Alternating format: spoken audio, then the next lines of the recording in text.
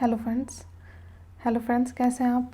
ये जो question number 21 से हम आज स्टार्ट करेंगे। क्वेश्चन नंबर 20 विज़न का टेस्ट 1 से हमने कर लिया था क्वेश्चन 20 तक। अब हम क्वेश्चन नंबर 21 देखें तो देखिए ये national commission for protection of child rights के बारे में है। तो बेसिकली जो ऑप्शंस दिए हुए हैं वो आप सॉल्व कीजिए, उसके बाद मैं इसका आंसर बताऊँगी। पॉज कीजिए, सॉल्व कीजिए और फिर आंसर देखिए। जो पहला जो यहाँ पे स्टेटमेंट है, जितने स्टेटमेंट है उसमें जो सही आंसर है आपका B2 ओनली, यानी कि it has been designated as the agency to monitor provision of right to free and compulsory education, ये सही है, ये मैंडेट दिया गया है इसे।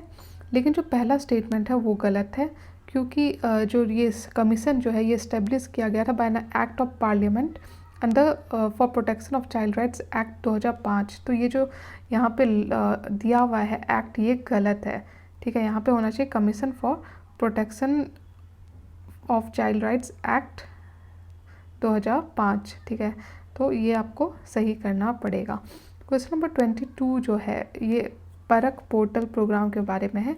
तो देखिए जो सही ऑप्शन होगा आपका यहाँ पे वो है C बोथ 1 and 2, यानी कि दोनों ऑप्शन सही है कि it will conduct assessment for both student and teachers at school, ये सही है। और साथ में इससे जो लॉन्च किया गया है वो है all India council for technological education. ठीक है, जो क्वेश्चन नंबर 23 है वो है आइडिया ऑफ लिबरलिज्म के बारे में। तो देखिए जो दोनों ऑप्शन है वो सही है यहाँ पे, क्योंकि जो इंडियन लिबरलिज्म है वो जो वेस्टर्न लिबरलिज्म है उससे बहुत डिफरेंट है। इंडियन लिबरलिज्म में कम्युनिटी को वैल्यू दी जाती है, मतलब इंडिविजुअल को वैल्यू दी जाती है, सच बात है, लेकिन जो कम्युनिटी एज अ होल को भी वैल्यू दी जाती है। तो primacy to the rights of an individual over the rights of the community. ठीक है, तो इसलिए ये आपका सही बेसिकली जो B है, एक मिनट इसको सही कर लूँ मैं। तो जो सही ऑप्शन होगा इसका होगा वो होगा B, यानी कि 2 ओनली। ये जो है 1 and 2 मैंने गलत बता दिया, तो B ओनली, क्योंकि इंडियन लिबरलिज्म में हमेशा एक कम्युनिटी को वैल्यू दी जाती है कंपेयर टू इंडिविजुअल। मतलब कि जो कम्युनिटी है वो ज़्यादा वैल्यूएबल है इंडिविजुअल से भी ज़्यादा। ठीक है, तो प्राइमेसी आपका कम्युनिटी को मिलता है। जो दूसरा है वो सही है कि रिजर्वेशन फॉर SC/ST कम्युनिटी जो है वो एग्जाम्पल है इंडियन लिबरलिज्म का, क्योंकि हम जो कम्युनिटी एज अ होल उसका डेवलपमेंट चाहते हैं और इसलिए रिजर्वेशन देते हैं। ठीक है, ताकि सोशल जस्टिस हो, इमेंसिपेशन हो, जो वल्नरेबल सेक्शन है उसका। जो क्वेश्चन नंबर 24 है इसका जो सही आंसर है वो है C 1, 2 and 3। National human right commission का जो इशूज़ जो NHRC ले सकती है वो है manual scavenging, problem faced by notified and denotified tribes, right to health. ये सारे जो भी ऑप्शंस हैं वो तीनों ही सही है। क्वेश्चन नंबर 25 जो है वो है world employment and social outlook report, ये किसके द्वारा निकाला जाता है? आपको पता होना चाहिए, अलग अलग रिपोर्ट्स जो इंपॉर्टेंट ऑर्गेनाइजेशन निकालती हैं। तो यहाँ पे जो ऑप्शंस दिए हुए हैं उसमें से सही आंसर है आपका ILO, यानी कि इंटरनेशनल लेबर ऑर्गेनाइजेशन। जो क्वेश्चन नंबर 26 है वो है आपका इलेक्शन कमीशन के ऊपर। तो देखिए जो स्टेटमेंट्स यहाँ पे दिए हुए हैं, ठीक है, उसमें से सही ऑप्शन होगा आपका B3 ओनली, यानी कि चीफ इलेक्शन कमीशन जो है वो does not hold office during pleasure of president. ये बात सही है, क्योंकि he can not be removed from his office accept in the same manner. जैसे कि जज ऑफ सुप्रीम कोर्ट रिमूव किए जाते हैं उसी तरह इन्हें भी रिमूव किया जाता है, और ऐसा नहीं है कि वो प्लेजर ऑफ द प्रेसिडेंट में पोजीशन होल्ड करते हैं। तो इसलिए 3 सही है, लेकिन पहला 2 गलत है। स्टेटमेंट 2 इसलिए गलत है क्योंकि in case of difference of opinion among the chief election commissioner, जो डिसीजन होता है वो मेजॉरिटी से होता है। ऐसा नहीं है कि वीटो पावर यूज़ कर लेंगे चीफ इलेक्शन कमिश्नर, ये गलत है। मेजॉरिटी से ही जो डिसीजन लिया जाता है। स्टेटमेंट 1 भी गलत है, क्योंकि जो भी जो कंडीशन है वो डिटरमाइन किया जाता है बाय द प्रेसिडेंट। ठीक है, और जो यहाँ पे जो condition of officers under article 324 ये गलत है, क्योंकि आर्टिकल 324 जो है वो बात करता है कि इलेक्शन कमीशन ऑफ इंडिया को क्या is vested with the power of superintendence direction and control of conducting election to Lok Sabha and state legislative assembly. तो ये इसलिए गलत है पहला स्टेटमेंट भी।